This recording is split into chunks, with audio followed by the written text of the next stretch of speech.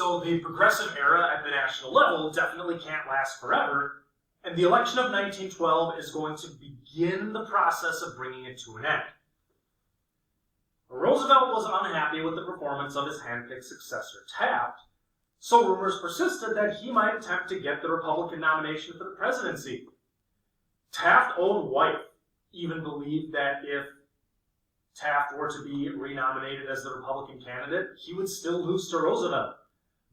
But he still had to fight on to get that nomination. Even though he was enormously popular, Roosevelt was still viewed as kind of bucking tradition by running for more than 2 terms. Now, yes, he was technically only elected once, but McKinley died so early in his second term that it was considered to be Roosevelt's term. Despite his clear name recognition and pretty furious attempts to secure the nomination, the party stuck with the incumbent, William Howard Taft. Meanwhile, Senator Bob LaFollette, Fighting Bob, had been building up a solid base on which to run for the presidency. He believed that he and his progressive followers had a more clear-cut vision of the future of the Republican Party, and so that's why they formed the Progressive Party in January 1911. Roosevelt was asked to join, and even though he agreed in principle with many of the ideas, none of them were economic in nature, which is what Roosevelt truly cared about. LaFollette believed Roosevelt to be nothing more than an opportunist, while Roosevelt believed LaFollette to simply be an extremist. A convention of Ohio progressives formally declared Senator LaFollette to be the living embodiment of progressive principles. But they declined to endorse a single candidate because it was common knowledge that Roosevelt might want that progressive nomination. Now, Roosevelt ends up getting the nomination, and LaFollette was furious that he was kind of used as a decoy. Taft ran as the Republican candidate, and Roosevelt was to run as the progressive bull moose candidate.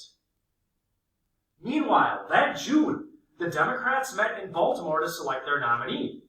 One of the candidates was a bit more conservative, while New Jersey Governor Woodrow Wilson had emerged as the more progressive candidate. Roosevelt knew his chances would be better if the more conservative candidate was chosen, but ultimately he expressed a calmness in public.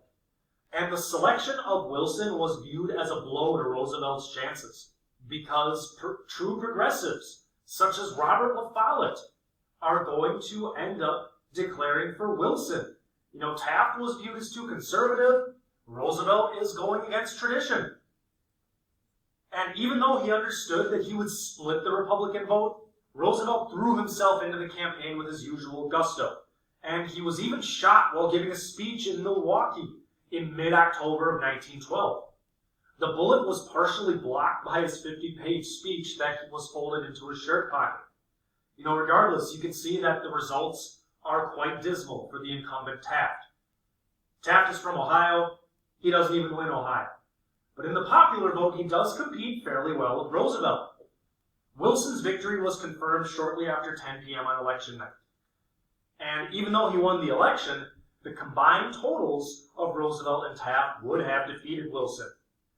Taft sent Wilson a congratulatory telegram at 11:30 p.m. And, you know, many seem to believe that Taft kind of was relieved to be done with the presidency. Roosevelt took it extremely hard because he wasn't used to losing.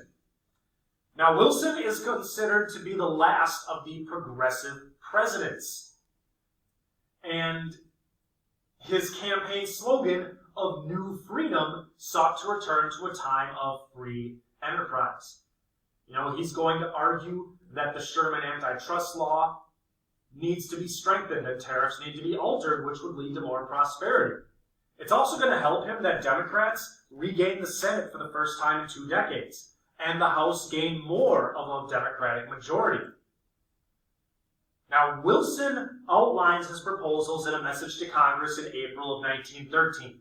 He is the first sitting president to deliver his own State of the Union since John Adams. Now, the 16th Amendment, which levies a federal progressive income tax, was ratified just before Wilson took office, and it set the nation on a path towards collecting a majority of revenue from taxes rather than tariffs. He also authorized the creation of the Federal Reserve System. Now, other nations like Germany and Britain already had central-run banks, but the U.S. had not had one since the 1830s. The system was designed to better respond to potential financial panics and help regulate interest rates. Wilson also sought to strengthen that Sherman Act. The Clayton Antitrust Act built upon the language of Sherman and made it more difficult to prosecute unions and farm labor organizations. This law also complemented by the creation of the new FTC, or the Federal Trade Commission, which would investigate potential antitrust allegations and enforce antitrust laws. His administration even passed the Adamson Act, which regulated the hours of private employees for the first time, which was an 8-hour day for railroad workers. Now, similar to the 16th Amendment, the 17th was ratified just after Wilson took the oath of office, so he's not exactly associated with it. Throughout his 2 terms, the 18th and 19th Amendments are also ratified, 18th being prohibition, 19th being women's suffrage. Wilson vetoed the Volstead Act, which would have enforced prohibition, but Congress overrode the veto. And he also did not come out publicly in favor of women's suffrage, although he privately supported it and eventually pressed Congress to ratify the 19th Amendment. Now, Wilson's progressive politics were hampered by his views on race. He resegregated the federal government, and he was a strong proponent of the lost cause ideology of the Civil War. And realistically, when his 2 terms as president were up, it's then that the progressive era truly came to an end at the national level.